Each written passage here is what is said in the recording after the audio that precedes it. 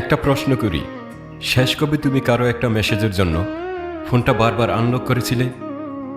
শেষ কবে একটা নাম মাথায় আসতেই বুকের ভেতরটা কেমন ভারী হয়ে গিয়েছিল? যদি উত্তর মনে আসে, তাহলে এই ভিডিওটি তোমার জন্যই।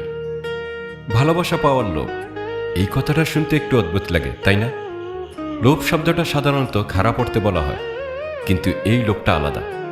এই লোভ টাকার না, ক্ষমতার না, এই লোভ শুধু একটা উষ্ণতার, একটু আপনার হওয়ার। মানুষ জন্ম থেকে একা, পৃথিবীতে আসে একা, যায়ও একা, কিন্তু মাঝখানের যে পথটুকু, সেটা একা হাঁটতে ভীষণ কষ্ট লাগে।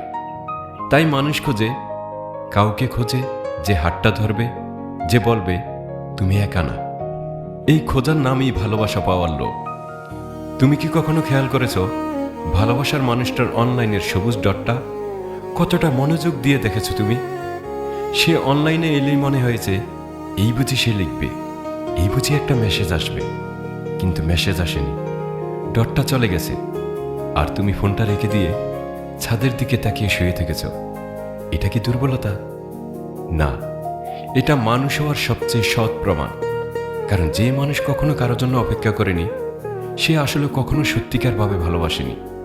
অপেক্ষার মধ্যে একটা গভীরতা আছে, একটা নিবেদন আছে, একটা নীরব প্রার্থনা আছে, একটু সাড়া দাও, শুধু একটু।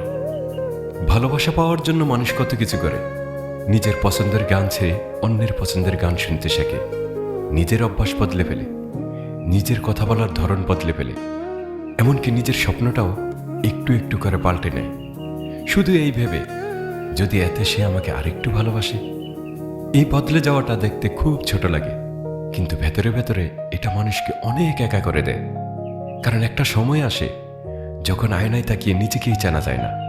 মনে হয় আমি কি আসলে আমি আছি, নাকি কারো পছন্দের একটা ছায়া হয়ে গেছি? এই প্রশ্নের উত্তর খুঁজতে গিয়ে অনেকে আরও গভীরে ডুবে যায়। সবচেয়ে কষ্টের গল্পটা কোনটা জানো? যখন মানুষ এমন কারোর জন্য অপেক্ষা করে যে কখনোই আসবে না। সে জানে, মাথার ভেতরে জানে, এই মানুষটা আমার জন্য না। তবুও সকালবেলা ঘুম থেকে উঠে প্রথম যে নামটা মাথায় আসে সেটাই। তবুও রাতে ঘুমাতে যাওয়ার আগে ফোনটা একবার চেক করা হয়, যদি সে লিখে থাকে। এই অপেক্ষাটা কাউকে বলা যায় না, কারণ বললেই সবাই বলবে ছেড়ে দাও, ভুলে যাও। কিন্তু মন কি অঙ্কের হিসাব করে? মন কি বুঝে ছেড়ে দাও মানে কি? মন শুধু একটাই কথা জানে, আমি চাই, আমি তাকে চাই। আর এই চাওয়াটাই মানুষকে সবচেয়ে সুন্দর করে, আবার সবচেয়ে ভেঙেও দেয়। তবুও পরের বার আবার ভালোবাসা হয়, পরের বার আবার কারোর জন্য অপেক্ষা হয়, পরের বার আবার সেই সবুজ ডটের দিকে তাকিয়ে থাকা হয়। কারণ মানুষ অদ্ভুত, সে জানে কষ্ট হবে, সে জানে হয়তো পাবে না, তবুও সে ভালোবাসতে চায়। কারণ ভালোবাসার মধ্যে একটা জীবন আছে, একটা উত্তাপ আছে, যে উত্তাপ ছাড়া পৃথিবীটা শুধু ঠান্ডা পাথরের মতো লাগে। ভালোবাসা মানুষকে কাঁদায়, কিন্তু ভালোবাসাই মানুষকে বাঁচায়। দিনের শেষে মানুষ টাকা নিয়ে মরে না, ক্ষমতা নিয়ে মরে না, মানুষ মরে এই ভেবে আমাকে কেউ কি সত্যিকারভাবে ভালোবেসেছিল, আমি কি কারো কাছে সত্যিই দরকারি ছিলাম।